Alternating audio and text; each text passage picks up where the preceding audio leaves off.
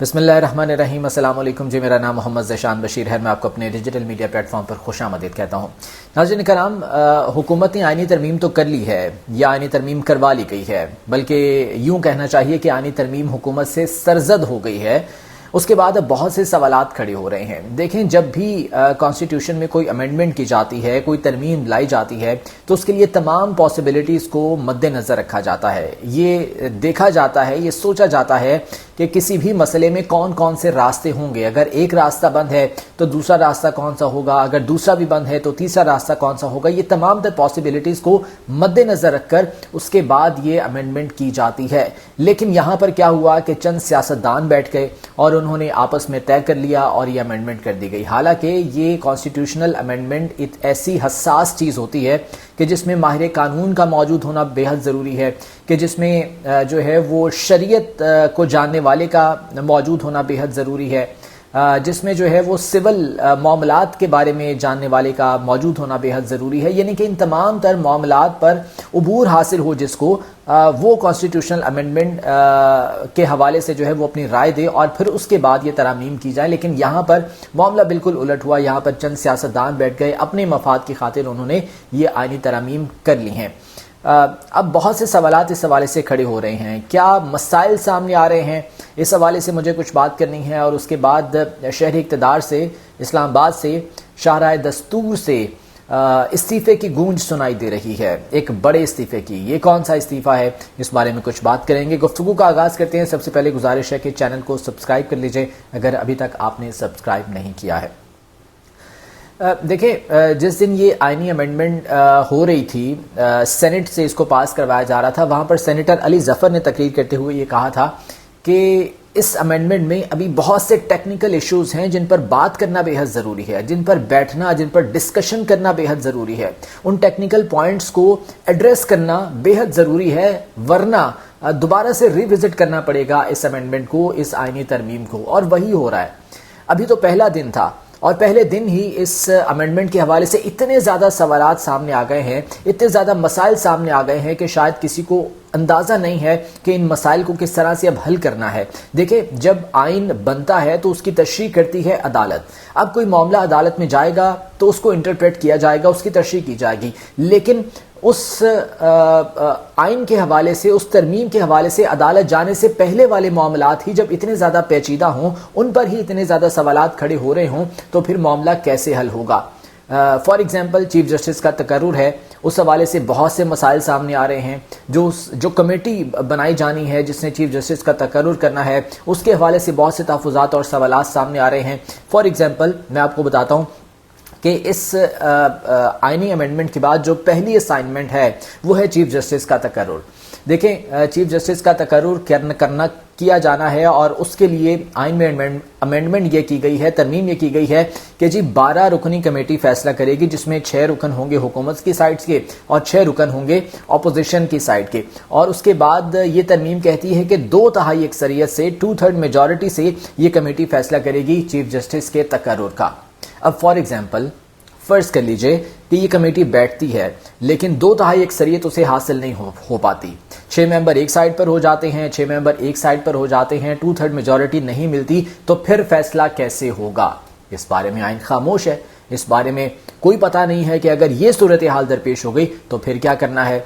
और अगर जो है वो 25 तारीख तक ये फैसला नहीं हो पाता, चूंकि 25 तारीख को जस्टिस काजी फाजिल साहब रिटायर हो रहे हैं और अभी कमेटी का इजलास होना है, 24 घंटों में इसको डिसाइड भी करना है। अगर ये डिसाइड नहीं हो पाता, कोई ऐसा मसला आ जाता है, 2/3 मेजॉरिटी नहीं मिल पाती, तो फिर क्या होगा?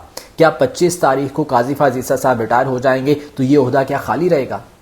कुछ पता नहीं है। आइन खामोश है। इस बारे में कोई जो है वो पॉसिबिलिटी नहीं सामने रखी गई, नंबर एक चीज़। उसके बाद ये कहा गया कि जी कमेटी में मुतनासिब नुमाइंदगी होगी। हुकूमत के जो बेंचेस हैं, हुकूमती जो सियासी जमातें हैं उनकी, अपोजिशन की जो सियासी जमातें हैं उनकी मुतनासिब नुमाइंदगी होगी। अब ये मुतनासिब नुमाइंदगी का फॉर्मूला क्या होगा, उसके बारे में भी इस आइन में कुछ नहीं कहा गया। वो उस बारे में भी ये आइन खामोश है। देखें, इस वक्त अगर बात की जाए पार्लियामेंट के अंदर तो मुस्लिम लीग नून बड़ी जमात है, लेकिन पाकिस्तान तहरीक इंसाफ کو اگر مخصوص نشستیں مل جاتی ہیں تو سنگل لارجسٹ پارٹی اس وقت پاکستان تحریک انصاف ہوگی. تو پھر کیا پاکستان تحریک انصاف کو اس تناسب کے حساب سے نمائندگی ملے گی اس کمیٹی میں؟ اگر یہ مخصوص نشستیں پاکستان تحریک انصاف کو مل جاتی ہیں تو definitely Pakistan Tehreek Insaf single largest party ہے.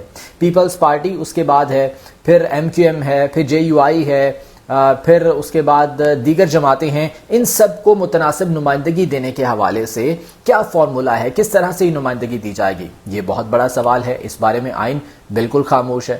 پھر ایک اور بڑا سوال جو کہ لیگل حوالے سے ایک سوال سامنے آیا ہے, ایک مسئلہ سامنے آیا ہے کہ اگر کوئی جج انکار کر دیتا ہے چیف جسٹس بننے سے, فار ایگزامپل 3 کا پینل آنا ہے نا, 3 ناموں کا پینل آئے گا, اس میں سے اگر کسی کو چیف جسٹس نامزد کیا جاتا ہے اور وہ کہتا ہے جج کہ جی مجھے ابھی چیف جسٹس نہیں بننا کیونکہ ابھی اس کے 8 9 سال 10 سال اس کی ریٹائرمنٹ میں پڑے ہیں, اگر وہ چیف جسٹس بن جاتا ہے تو 3 سال بعد اس کی آٹومیٹکلی ریٹائرمنٹ ہو جائے گی, لیکن وہ جج یہ چاہتا ہے کہ مجھے ابھی سرو کرنا ہے سپریم کورٹ میں, اپنا کردار ادا کرنا ہے, وہ چیف جسٹس نہیں بنتا. تو اس کے بعد پھر یہ کمیٹی کیا کرے گی؟ کیا جو ہے وہ چوتھے نمبر والے کو اٹھا کر اس پینل میں شامل کیا جائے گا اور پھر دوبارہ سے کمیٹی کا اجلاس ہوگا, یا دیگر جو 2 ججز بچ گئے ہیں اس پینل میں, جو 2 ججز کے نام بچ گئے ہیں ان میں سے کوئی فائنل کیا جائے گا؟ یہ بھی ایک بہت بڑا مسئلہ ہے. اس بارے میں ابھی کوئی کلیئرٹی نہیں ہے, کوئی وضاحت نہیں ہے. یہ آئینی ترمیم اس حوالے سے بالکل خاموش ہے. دیکھیں یہ وہ معاملات ہیں جو کہ ابھی عدالت میں جانے سے پہلے حل ہونے ہیں. کوئی بھی معاملہ جب عدلیہ میں جائے گا تو عدلیہ تو تشریح کرے گی, لیکن یہ وہ معاملہ ہے جس میں کلیئرٹی چاہیے, کیونکہ اس نے عدلیہ کے میں جانے سے پہلے کا یہ معاملہ ہے, چیف جسٹس کے تقرر کا یہ معاملہ ہے. اس کے بعد پھر اگر کوئی جو جج جس نے انکار کر دیا ہے چیف جسٹس بننے سے, اس کے لیے کانسیکوینسز کیا ہوں گے؟ دیکھیں ایک رول ہے, بہت واضح ہے کہ فار ایگزامپل اگر ہائی کورٹ سے کسی جج کو ایلیویٹ کیا جاتا ہے, سپریم کورٹ لے جایا جاتا ہے, اور اگر وہ جج انکار کر دیتا ہے کہ جی مجھے سپریم کورٹ میں نہیں جانا, تو پھر وہ ہائی کورٹ میں بھی اس کو نہیں رکھا جاتا, پھر وہ ہائی کورٹ میں بھی نہیں رہتا جج اگر وہ انکار کر دیتا ہے. تو یہاں پر اگر کوئی جج چیف جسٹس بننے سے انکار کرتا ہے تو اس کے کانسیکوینسز کیا ہوں گے؟ کیا وہ وہاں پر موجود رہے گا بطور جج سپریم کورٹ میں, اپنی سروسز دے گا, وہاں پر سرو کرے گا, یا وہ وہاں پر بھی موجود نہیں رہے گا؟ آئین اس بارے میں بالکل خاموش ہے. اس بارے میں کچھ پتہ نہیں ہے کہ کیا ہوگا, کیسے ہوگا. پھر جناب آئینی بینچ والا معاملہ سامنے آتا ہے کہ جی اگر آئینی بینچ بن جاتا ہے, فار ایگزامپل 5 رکنی آئینی بینچ بنتا ہے یا 7 رکنی آئینی بینچ بنتا ہے, تو اس کے سامنے کیا جو 13 بینچ والا ریویو پٹیشن ہے وہ 7 رکنی بینچ سن سکتا ہے؟ کیا وہ سنے گا؟ فار ایگزامپل یہ جو ابھی حالیہ مخصوص نشستوں والا کیس آیا تھا, اس میں 13 ججز کا وہ بینچ تھا جس میں 8-5 سے فیصلہ دیا گیا. اب اگر وہ ریویو میں وہ کیس جاتا ہے تو obviously آئینی معاملہ ہے, آئینی بینچ میں جائے گا. تو آئینی بینچ اگر 7 رکنی ہے تو کیا وہ 13 ججز والا معاملہ جو ہے وہ 7 رکنی بینچ سن پائے گا؟ یہ ایک بہت بڑا سوال ہے. اور اگر نہیں سنتا تو کیا وہ کیس دوبارہ نارمل سپریم کورٹ میں آئے گا؟ اگر نارمل سپریم کورٹ میں آئے گا تو وہ تو آئینی معاملہ سن ہی نہیں سکتی ہے, تو پھر وہ کیسے ریویو پہ جو ہے وہ سنا جائے گا, کیسے وہ ریویو پٹیشن اس پر سماعت ہوگی؟ اس پر بھی جو ہے وہ آئین بالکل خاموش ہے, کسی بھی قسم کی کوئی کلیئرٹی نہیں ہے اس بارے میں. اس کے بعد پھر بہت سے ایسے جو ہے وہ طبقات ہیں جو کہ ان آئینی ترمیم کو چیلنج کرنے کی بات کر رہے ہیں.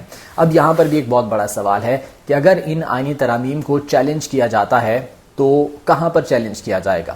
کیا آئینی بینچ میں چیلنج ہوگا؟ لیکن آئینی بینچ تو خود اس کا بینیفیشری ہے, وہ کیسے اس معاملے کو سن سکتا ہے؟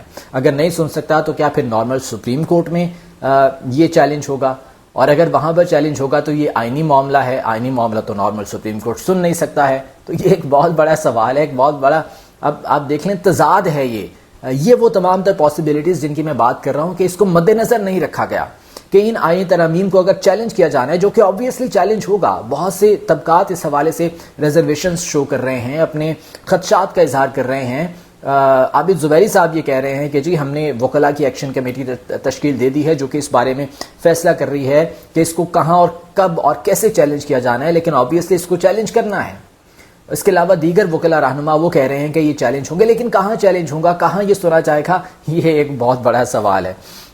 اچھا, اس کے بعد پھر ایک اور معاملہ کہ اگر آئینی بینچ میں جو 7 ججز شامل ہیں، اگر اس میں سے کوئی ایک جج ریکیوز کر جاتا ہے، معذرت ظاہر کر دیتا ہے، وہ کیس نہیں سنتا، تو اس کے بعد کیا جو باقی 6 ججز بچ گئے ہیں وہ کیس سنیں گے، یا جو سپریم کورٹ میں باقی ججز ہیں ان میں سے ایک جج کو لایا جائے گا آئینی بینچ میں کیس سننے کے لیے؟ یہ بھی جو ہے اس بارے میں کچھ وضاحت نہیں ہے، کچھ کلیئرٹی نہیں ہے، آئین اس بارے میں بالکل خاموش ہے۔ تو یہ وہ تمام تر سوالات ہیں جن کے بارے میں بھی کچھ پتہ نہیں ہے۔ ابھی تو یہ پہلا دن ہے اور وکلاء آپس میں باتیں کر رہے تھے کہ جی یہ کیا ہو گیا ہے، یہ کیسے ہوگا، اگر یہ مسئلہ ہو گیا تو وہ کیسے ہوگا۔ تو یہ تمام تر جو ہے وہ ڈسکشن ہو رہی ہے شرع اقتدار میں یا شارع دستور پر یا سپریم کورٹ میں یا عدلیہ میں، جوڈیشری میں، یہ تمام تر ڈسکشنز چل رہی ہیں، کچھ کلیئرٹی نہیں ہے۔ آئینی ترامیم کے حوالے سے یہ کروا تو لی گئی ہیں فٹافٹ، جناب اپنے مفاد کی خاطر انہوں نے جو ہے وہ کر لیا، عدلیہ کو کیپچر کرنے کے لیے، اپنے تابع کرنے کے لیے کہ جی ہم ایسا نہیں کر سکتے کہ ہماری آزادی سلب ہو جائے، عدلیہ کی آزادی کو اس چکر میں سلب کرنے کی کوشش میں یہ سب کر تو لیا ہے، لیکن اب یہ ان کے اپنے گلے پڑے گا، بلکہ سمجھ لیں کہ اپنے گلے پڑ چکا ہے۔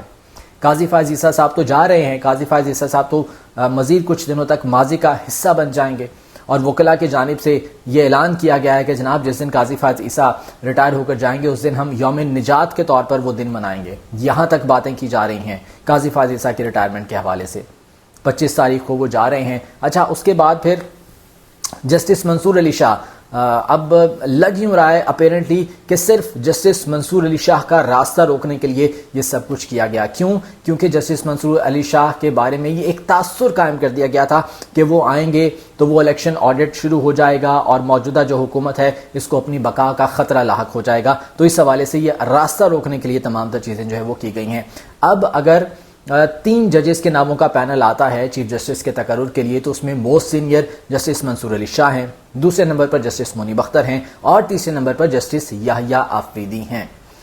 اب ایک خبر یہ بھی آ رہی ہے، ابھی اس بارے میں کچھ تصدیق نہیں ہو سکی، لیکن مختلف جو ذرائع ہیں وہ خبر یہ دے رہے ہیں کہ جسٹس یحییٰ آفریدی ممکنہ طور پر جو ہے وہ چیف جسٹس بننے سے معذرت کر سکتے ہیں، وہ چیف جسٹس نہیں بنیں گے۔ اگر ایسا ہوگا تو کیا جسٹس امین الدین خان کو بنایا جائے گا؟ پھر اگر ایسا ہوتا ہے تو پھر کیا جو موسٹ سینئر جج ہیں جسٹس منصور علی شاہ اور اس کے بعد جسٹس منیب اختر، کیا وہ اپنے جونیئر کے نیچے کام کرنے پر راضی ہو جائیں گے؟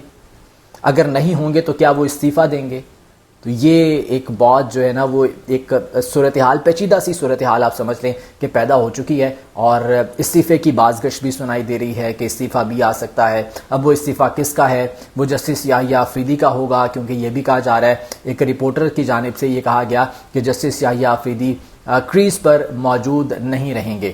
تو اب پتہ نہیں ہے کہ جسٹس یحییٰ آفریدی استعفیٰ دیں گے یا جسٹس منصور علی شاہ۔ اگر جسٹس منصور علی شاہ استعفیٰ دیتے ہیں تو پھر جسٹس منیب اختر بھی ممکنہ طور پر استعفیٰ دیں گے۔ تو یہ ایک بہت پیچیدہ صورتحال اس وقت جو ہے وہ بن چکی ہے جوڈیشری کے اندر، صرف اس وجہ سے کہ جلدی میں جناب ہم جسٹس قاضی فائز عیسیٰ جا رہے ہیں، کہیں جسٹس منصور علی شاہ چیف جسٹس نہ بن جائیں، ہماری حکومت کو خطرہ لاحق ہو جائے گا۔ یہ تمام تر چیزیں کرنے کے لیے انہوں نے فوری طور پر امینڈمنٹ کروا دی، 26ویں آئینی ترمیم جو ہے وہ کروا دی ہے۔ اب کیا کرنا ہے، کیسے کرنا ہے، کچھ سمجھ نہیں آ رہی۔